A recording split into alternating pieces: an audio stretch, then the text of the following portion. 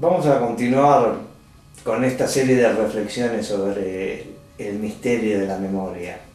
A veces uno siente que hay alguna persona real, algún escritor, algún personaje de ficción que lo ha influido mucho.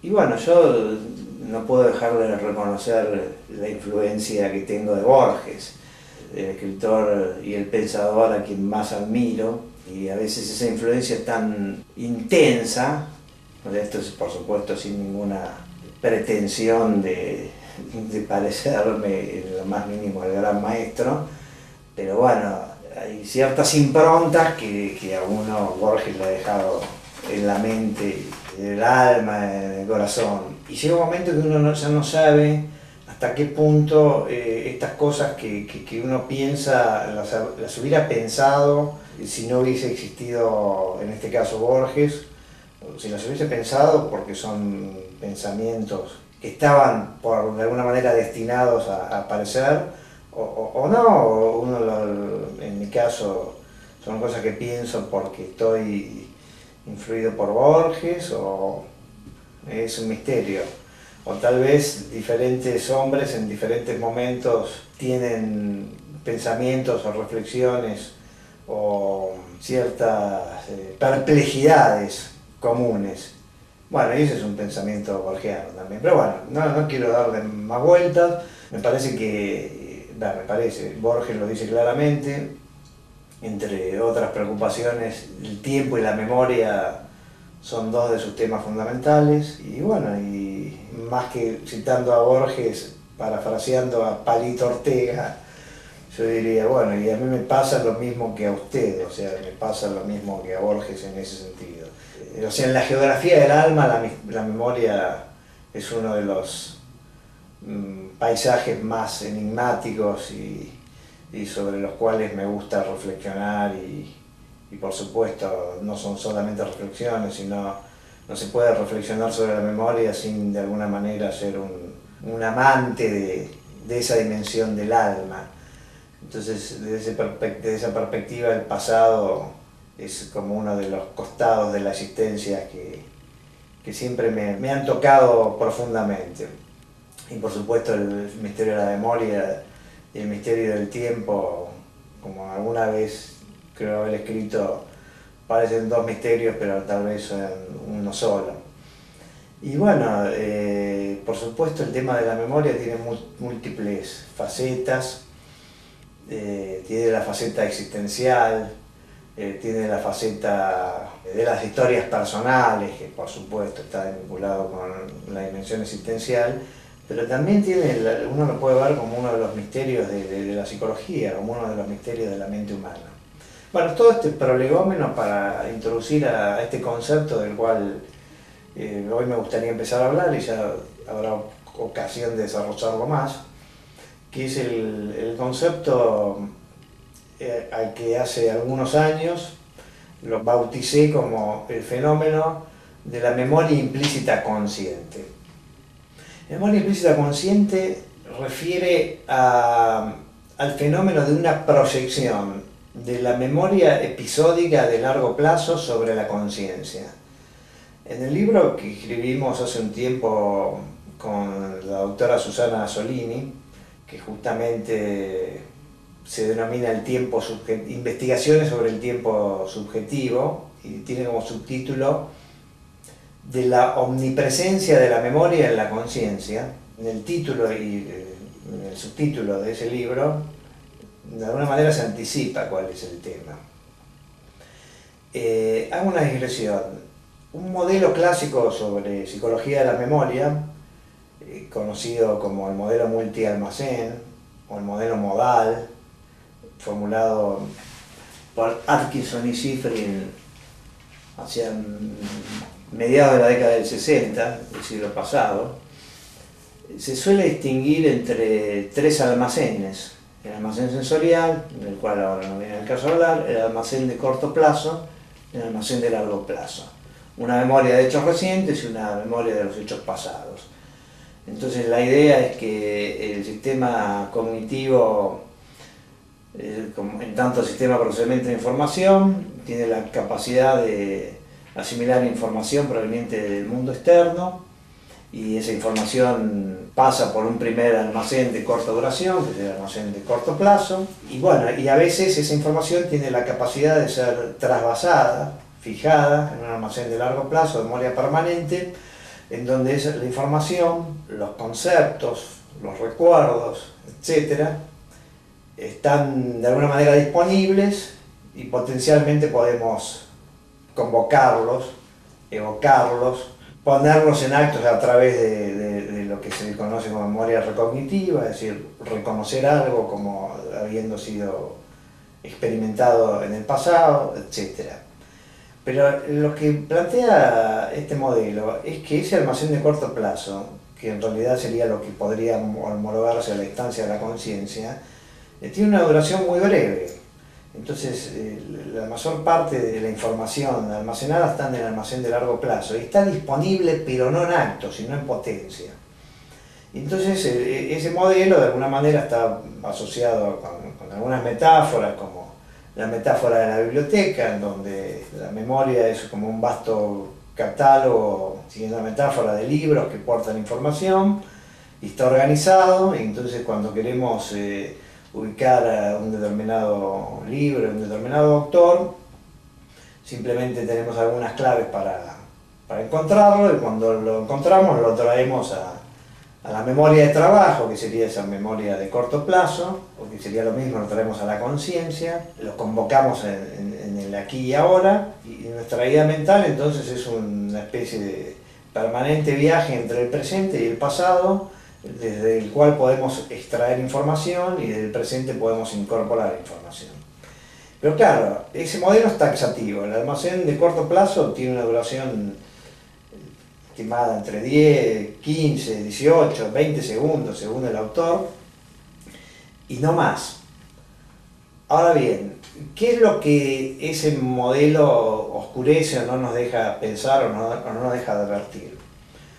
Bueno, por ejemplo, algo muy importante es que el ser humano, entre otras capacidades o entre otros aspectos que hacen a la arquitectura de la mente, tenemos la sensación de identidad, es decir, de ser el mismo a pesar de los cambios en que sucesivamente nuestra mente está, por decirlo de alguna manera, incursionando. William James, psicólogo del siglo XIX, había expresado esta idea de una manera muy clara a través de la metáfora de la corriente del pensamiento, la corriente de la conciencia, comparada a la conciencia con el fluir de un río, en donde permanentemente el río va cambiando, pero al mismo tiempo hay una continuidad. O sea, el río va cambiando, pero no hay intermitencias, no hay momentos de vacío, sino ese río es pura presencia cambiante. Y en la mente humana, o en el pensamiento, o en la conciencia, como en la terminología que hablaba William James, ocurre lo mismo. No hay un estado de conciencia que sea igual a otro. Cada estado de conciencia aporta sus características singulares que lo hacen distinto a cualquier otro experimentado anteriormente.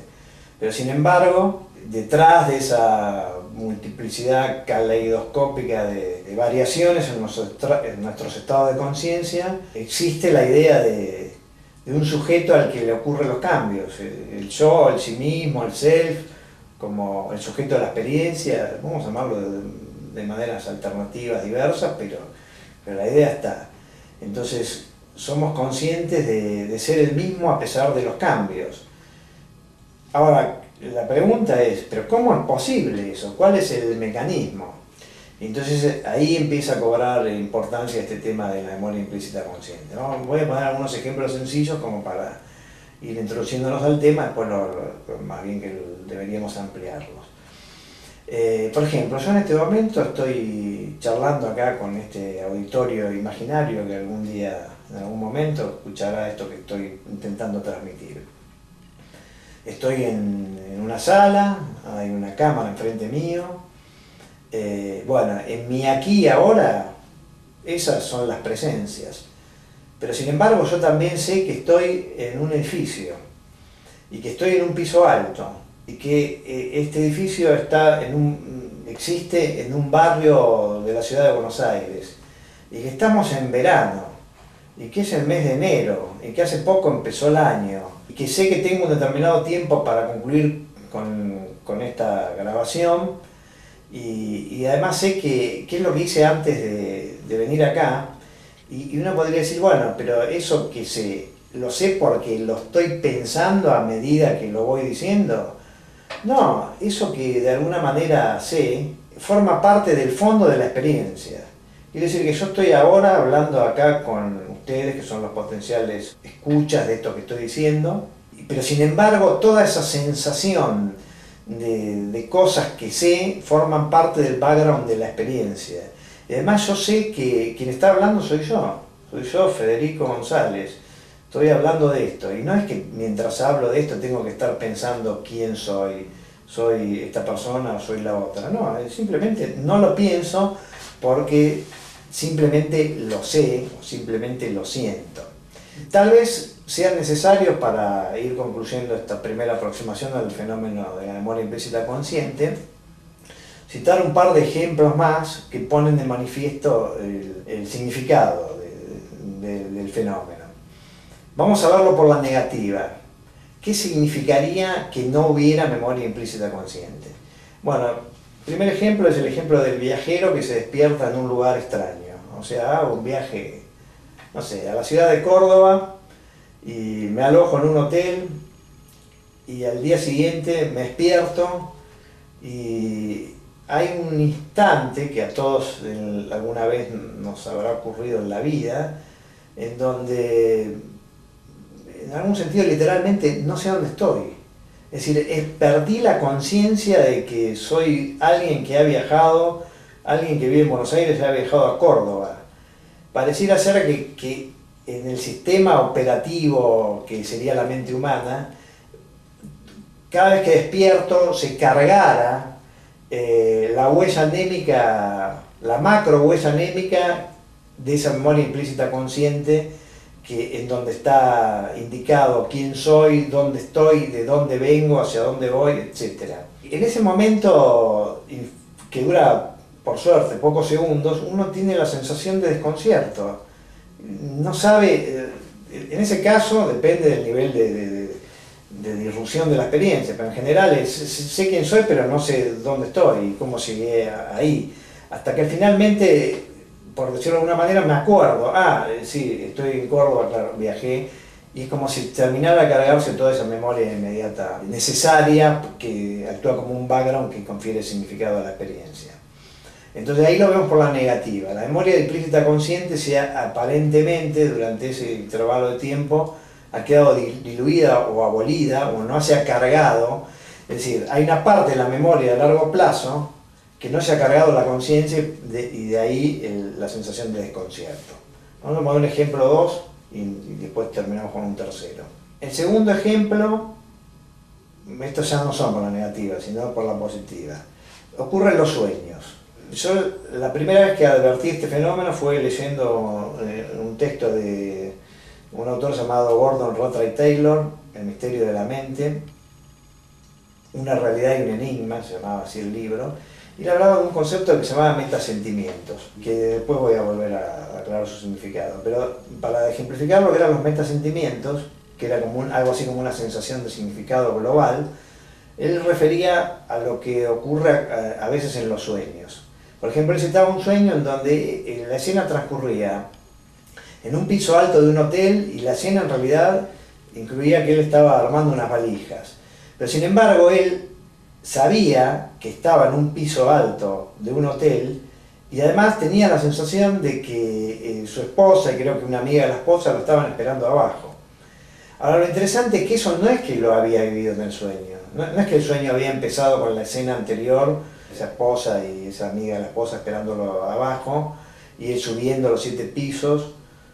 No, simplemente el sueño empezaba con la sensación de que eso, que había dos escenas: la escena perceptual, digamos, armando las valijas, y la escena que formaba el background de significado donde existía esa experiencia, que incluía bueno, la sensación, la noción de que estaba en un hotel, de que estaba en otra ciudad, de que lo estaban esperando, etc. Entonces, de nuevo, hay un aquí y ahora, pero también hay un background de experiencia que se carga en la conciencia y le confiere significado. Memoria implícita consciente. ¿Por qué memoria? Bueno, porque es un hecho de la memoria. ¿Por qué implícito? Y bueno, porque está como fondo, no como figura. Está implícito, no está de alguna manera, no es foco, sino es background. Y consciente porque, bueno, uno tiene la sensación consciente de que eso forma parte de su experiencia. Y el tercer ejemplo trivial de la vida cotidiana. Vamos a ver una película. Pero supongamos que llegamos a ver la película y supongamos que hay dos personas. Una persona A que ve la película del principio y una persona B que ve la película, no sé, promediando la mitad. Para la persona A, la primera escena tiene un significado. La segunda escena tiene un significado en sí mismo, pero ese significado de la segunda escena de alguna manera incluye el significado de lo visto en la primera. Y así sucesivamente, es como si momento a momento trasvasáramos la concatenación, o mejor dicho, la fusión o la síntesis de una serie de escenas anteriores o de fragmentos y los pasamos al momento subsiguiente. Por eso es que cuando vemos la escena final, de alguna manera, no es que literalmente tenemos toda la película en la cabeza, pero sin embargo tenemos el residuo o la síntesis residual del significado de toda la película que hace que veamos la escena con un significado diferente a quien acaba de ingresar al cine y ve justamente esa última escena. Y eso vale lo mismo para ese observador B que ingresó a mitad de la película, se perdió parte de la historia y por supuesto lo que va a ver es distinto porque a pesar de que ve lo mismo, hay un background de significados que se va a perder y ese background de significado hace a la experiencia. Y así como ocurre eso en la película, ocurre eso en la vida. Entonces, a eso alude el concepto de memoria implícita consciente y en sucesivas charlas o monólogos, ¿no? Vamos a seguir profundizándolo.